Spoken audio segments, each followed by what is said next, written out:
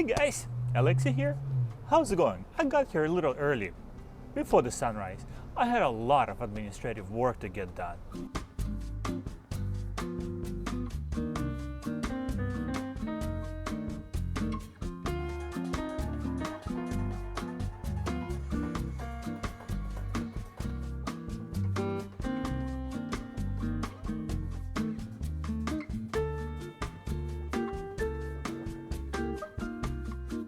I think I'm being pretty biased up here by saying that Vancouver is one of the most beautiful places in the world during the springtime.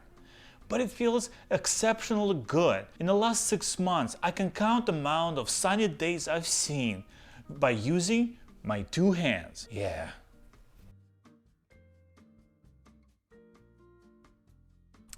It is 3 p.m. now, and I've been here since 7 a.m. doing all of the administrative work that piled up in the last couple of weeks. Now that the paperwork is all done, I'm back at the shop and gonna begin working on the next orders. People often ask me about my process building one of these brick wall cutting boards, and since I have one large format one on an order, I thought it would be a great idea to make this video about how I make one of these boards completely from the scratch. I still prefer to do my calculations, some planning, and a checklist in advance because it simply helps me keep on track whenever I work on several projects during that day. For this particular board, I will be using 1.5 inch thick walnut and maple. It is a very classic combinations, but it seems to be one of the favorite ones. Before cutting the piece that I actually need, when using a new board with painted end, I will cut off small piece, usually about 2 inches first, to make sure that there are no cracks. Usually it is exactly where they tend to be, and you really don't want to find them when your board is almost ready. As you can see, this walnut board is a great example. It took me 4 pieces before I got to the crack-free edge. Next, I'm gonna move to my joiner to clean up one edge and one face of the boards. That will give me 2 flat surfaces and one 90-degree corner, which will help me to square off the boards. This is the part I feel like I'm gonna get in trouble for using the joiner without its guard. However, I had to remove it simply because it got damaged last year and did not work as intended. Running the board through the planer will clean up the second face side of the board and will reduce its thickness to desired size. I only do small passes at a time because putting a figured wood through the planer without a true spiral helical cutting head will produce a tear out and create more hassle and more time wasted removing even more material later. Now that I prepped 3 sides of the boards, I'm going to be ripping them to the final size using a dedicated 30-tooth ripping blade on my table saw. Before I begin, I will make sure that my blade is 90 degrees square to my table. Obviously, it is very important to have all sides square during the glue up. It will help me clean up dry glue better and reduce more material waste when I'll be putting the glue up through the planer. Cutting thin strips on a table saw can be completely terrifying and dangerous. I highly recommend cleaning the blade if the teeth have any residue on them, as well as spraying a fresh coat of table and blade lubricant to reduce friction as much as possible. Sometimes cutting in thin strips, I can still get blade marks no matter how well I prep and square my table saw. To make sure it is smooth as a baby's bottom, I run the strips through my dram sander with the 120 grit sandpaper. Finally, it is time to get messy. For this glue up, I'm gonna be using Bessie parallel clamps and a Titebond 3 wood glue. Before I begin, I will dry fit all of my walnut cuts to make sure that I have alternating direction of the grain. I believe it creates the better picture at the end.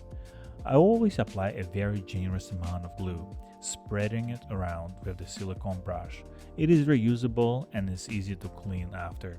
Even if I forget to wash it right away, a few days later glue gets dry and easily breaks off. When it's time to apply clamping pressure, I do it a little bit at a time until I get a good amount of squeeze out. It helps me to prevent sliding of the cuts and uneven surfaces. I do apply a good amount of pressure afterwards, but there is no need to give it all you have, because sometimes you can actually bend the edges. While walnut glue up is drying, I'm going to go ahead and prepare more maple for horizontal mortar strips and a frame. It is obviously up to everyone's taste to have the frame or not. However, in my opinion, maple frame will highlight walnut bricks a little bit more. While I wait for my glue ups to be dry enough to scrape off squeezed out glue, it is the end of the day, so I'm just gonna go ahead and clean up around the shop a bit. About a half an hour later, glue between the boards gets dry enough for me to unclamp them and scrape off the excess glue. I would not wait for more than an hour because once glue gets hard, it does not really clean up really well. However, it really depends on the temperature and humidity of the day. I simply use my cheap 6-in-1 tool to scrape off the glue. I find it way more comfortable than a paint scraper. Once I'm done, I'll clamp the glue ups back and leave them overnight for glue to set.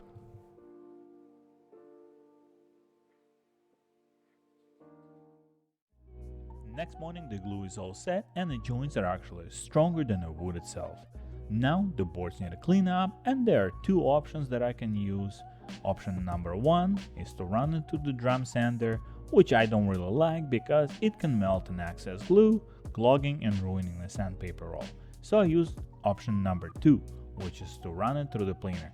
I know very well that it is not advised to run the planer across the fiber of the wood because it might tear out chunks and definitely have a tear out at the end of the board. To prevent the tear out on top where knives run across the fiber, I begin to run it through with the very small passes. And to prevent the tear out at the end, I used to glue an additional so-called sacrificial piece of wood that would get damaged and get cut off when I'm done planing. But there is a nifty trick I learned. I round the corners of the back side of the board with the orbital sander, and it actually works really well. I also give it a quick sanding with the 80 green sandpaper to get rid of any sharp pieces of glue. As you guys can see, the boards come out super clean, completely no chips, and the most important, no tear out at the end of the board. Now that the boards are all cleaned up, I'll make my way back to the table saw. A quick change to a 60-tooth crosscut blade, which I first spray down with some blade lubricant to prevent any possible burn marks, as we are cutting through a thick material and they are pain to remove later, especially from the lighter color woods. Using my giant crosscut sled, I run the first cut to clean up the edge of any inconsistencies that could have occurred during the glue-up arrangement of the boards. Next cuts are very important for the overall well-being of my project. These cuts determine the final thickness of my product. The biggest mistake can be made here is not calculating the thickness of your blade into your calculations.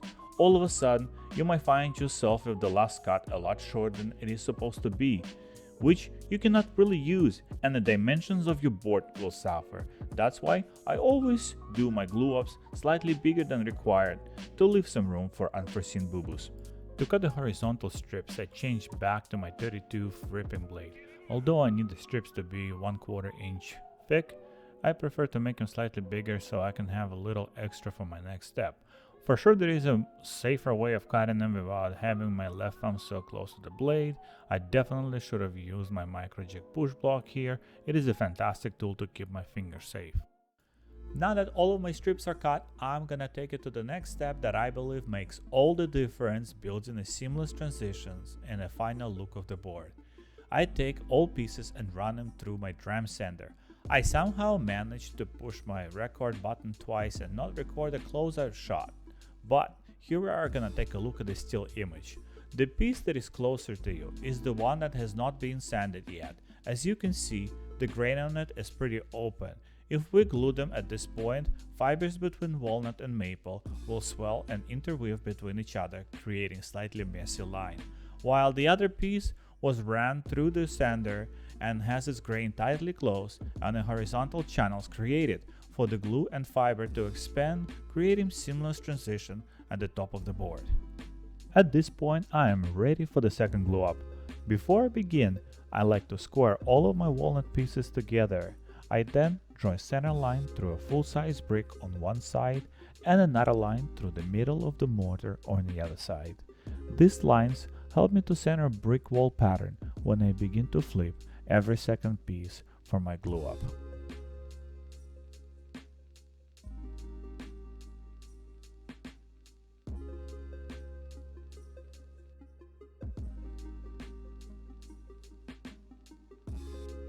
Same as my first glue up, I use a generous amount of Titebond 3 wood glue, spreading it thoroughly on all of my pieces and begin to put the board together one piece at a time, gently pushing them against each other, because maple strips begin to bow once they get covered with the glue.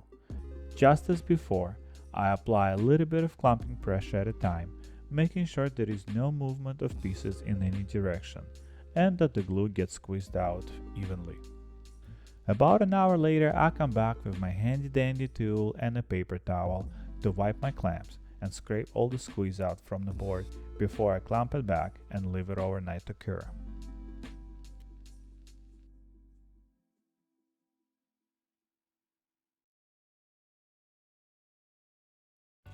Because of all my preparation work the day before, I really don't have much glue or uneven material to remove from the board today, so I will simply run it through the drum sander.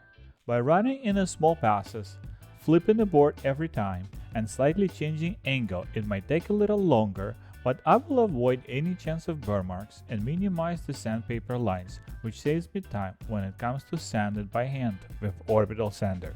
Now that the board is all flat, it is time to throw it back on a crosscut sled and clean up those edges. At the router table, I begin by marking center of the board, adjusting router fence, and cutting finger holes with the 3/4 inch round nose bit before replacing it with 45-degree bit to chamfer all of the edges.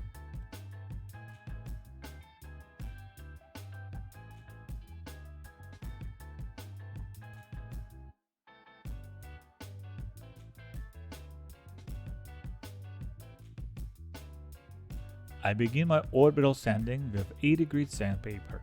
It is a lot easier to remove linear scratches from the drum sander before moving on to 100, 150, and 220 grit sandpaper to finish. After sanding, it is very important to do what is called raising a grain. It turns the surface of the board from silky smooth into a little hedgehog. To do that, I just spray the board with water and let it naturally dry on a rack before sanding it down with the last grit of sandpaper I used, which is 220 in my case. It is an important step because it ensures that the grain will not rise again when the board comes in contact with the moisture.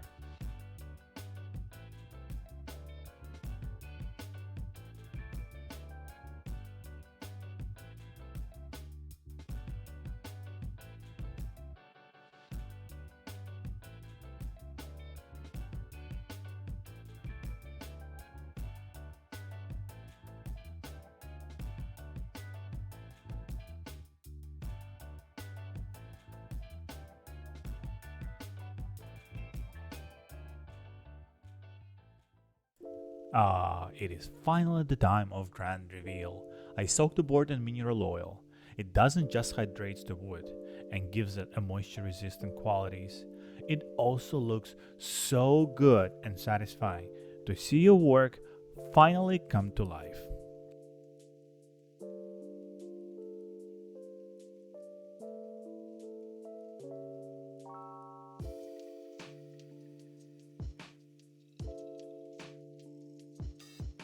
Once the board is covered with oil, I prefer to leave it for another 12 to 24 hours to let it breathe and absorb it deeper inside.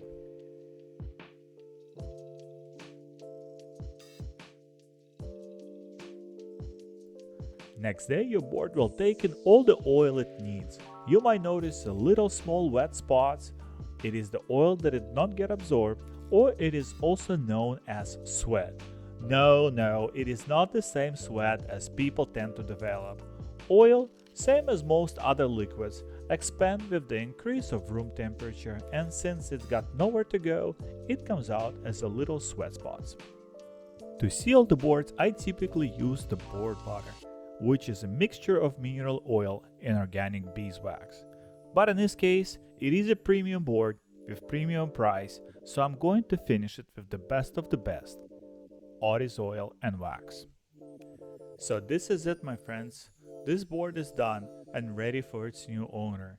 As you can see, the picture is worth 1,000 words. I'm just gonna leave it at that.